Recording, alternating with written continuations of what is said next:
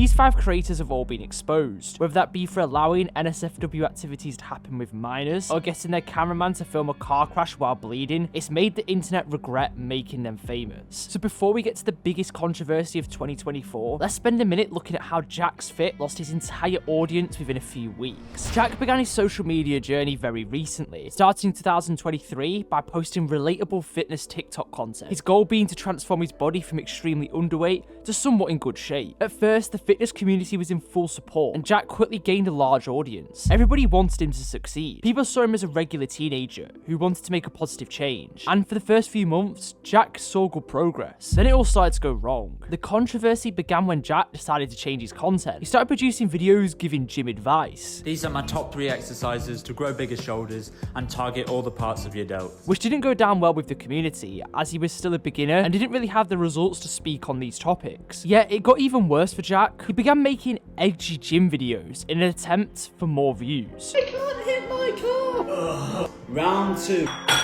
Which made even more people turn against it. But Jack decided to take this a step further, as he started to do collabs with OF models from the UK and other controversial fitness influencers like Ed Matthews. And it would be on a podcast that Jack would ruin his reputation once and for all. On this podcast, he called out James Beardwell for using steroids. He was like talking to me off stream, and then he just was like, "Oh, do you want to call out anyone?" And disrespected other fitness influencers that helped him come up. Jack would later issue an apology, but this wouldn't stop MyProtein cancelling their brand deal, leading Jack to lose a lot of his once loyal fan base. He now attempts to revive his internet fame, with little to no success, and a revival of fame for MrBeast is looking less and less likely as more incriminating details about his controversy are being revealed by the day. We all know the story of MrBeast, so I'll keep this brief. Jimmy began his channel in 2013 at the age of 12. He started by producing gaming content, but saw more success when making videos about other YouTubers' earnings. Yeah, it would be in 2017 that Jimmy would get his break. After counting to 100,000, he gained thousands of views within only a few days. As the years progressed, Jimmy began to understand more and more about content and began producing challenge videos involving large sums of money. This content strategy would pull MrBeast past every other YouTuber to over 300 million subscribers in 2024. His charitable efforts and child-friendly videos were loved by many, and everything seemed to be fine until this video began appearing on people's homepages. In this video, the ex-MrBeast employee Dogpack breaks down several tricks that Jimmy uses to get views, beginning with video manipulation. This train track is CGI, these bus wheels are CGI, this explosion is fake, this shredder is CGI, this car is digitally lifted, this pit is fake, this guy is fake. And ends by speaking about how MrBeast giveaways are technically illegal lotteries. These young viewers are explicitly told repeatedly that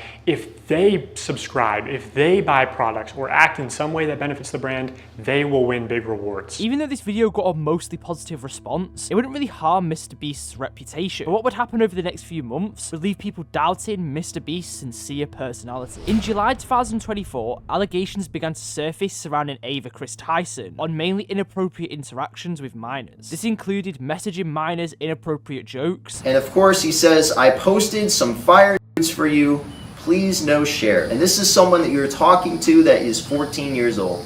That you know is 14. And having NSFW drawings made that included children. Many believe that Jimmy knew about this all along, but how would MrBeast respond to this? Well, he didn't straight away, but Jimmy posted a tweet explaining that due to the situation, they had been kicked from the company with immediate effect, and Jimmy also launched an internal investigation with a law firm. Keep this in mind as it becomes very important later. This wouldn't be the end of the MrBeast controversy, as throughout August and September, MrBeast would be hit with several lawsuits surrounding the Beast games, including contestants being denied food, unsafe conditions in games, and sexism and misogyny on set. These situations made a lot of fans lose trust in Jimmy, meaning his videos began getting millions of dislikes. Getting lots of dislikes is like a creator later on in the video. In October, MrBeast launched his new product, Lunchly, a collaborative effort with KSI and Logan Paul. The meal kit was an instant fail, with many complaining that these huge role models should be doing more, including Dan TDM, who commented on the situation, and Dr. Mike, who explained the issues with the product. It's clear Lunchly, just like Lunchables,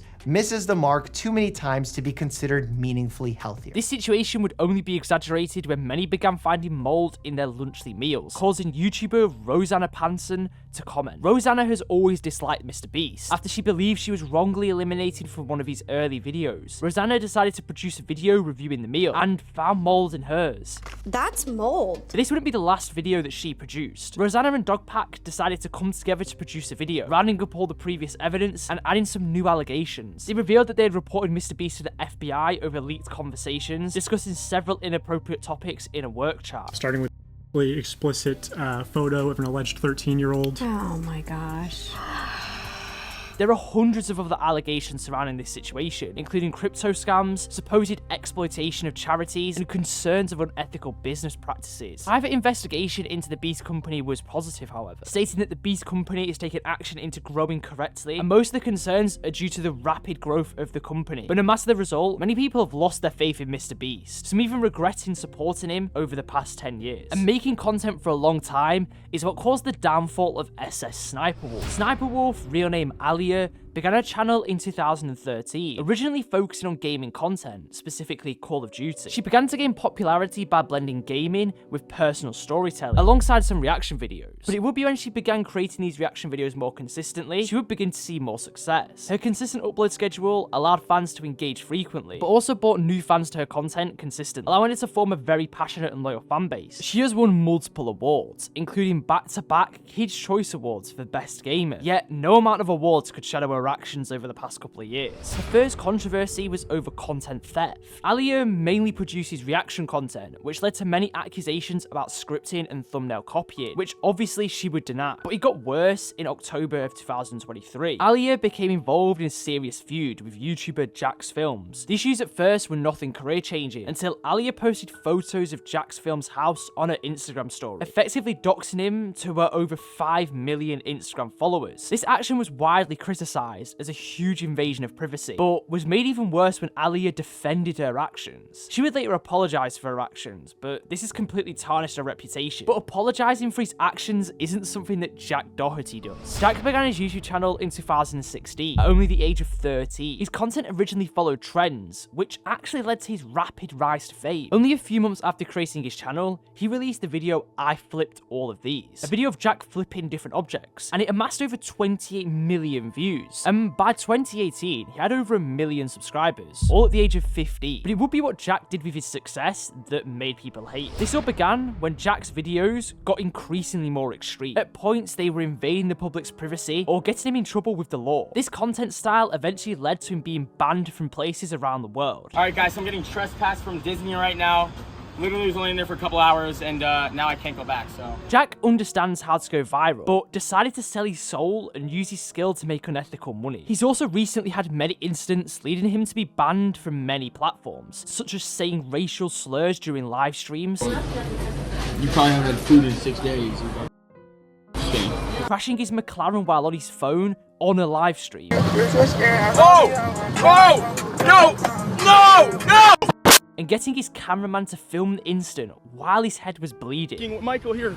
Michael, do you have film on that phone too? All of these actions have caused Jack's audience to turn on him, and his videos now get thousands of dislikes. Just like how Master Oogway's videos got thousands of dislikes before his channel was eventually terminated. Master Oogway, real name Omer, gained fame on YouTube very recently, but how? By creating voiceover content based on the character Master Oogway, which mainly appealed to fans of the franchise. This gave Omer his initial success, but he slowly transitioned into a more general content approach, like gaming, reactions, and skits. Omer was one of the first huge YouTube Shorts creators, and was able to grow to over 9 million subscribers using just Shorts alone. But at the height of his fame, it all started to go wrong. It started when his jokes began to get more and more controversial, often pushing the boundaries of what's acceptable on YouTube. In October 2023, his channel faced permanent demonetization and was faced with serious backlash for reused content. So what did he do next? Apologize?